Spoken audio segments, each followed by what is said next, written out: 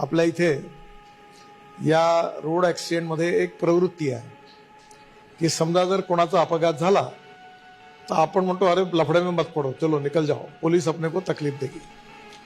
पण आता सुप्रीम कोर्टाने निर्णय केलेला आहे की रोड ॲक्सिडेंटमधल्या विक्टीमला जो मदत करेल त्याला कुठल्याही प्रकारे पोलीसकडनं चौकशी होणार नाही, त्रास दिला जाणार नाही.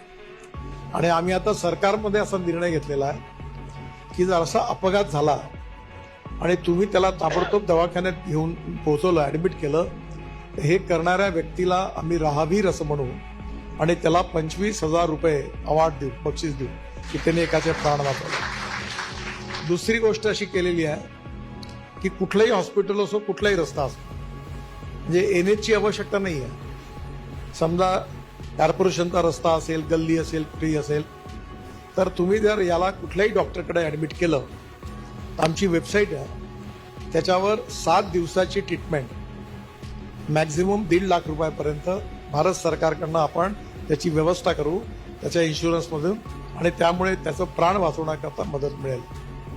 या दिल्लीच्या एम्सने असा रिपोर्ट दिलेला आहे की आपण जर अशा प्रकारे जर लोकांना मदत केली तर आपण 50,000 लोकांचे प्राण वाचवू शकतो, 50,000 लोकांचे. आणि यात सगळ्यात महत्त्वाची गोष्ट म्हणजे अशी की लढाईत देखील जेवढे लोक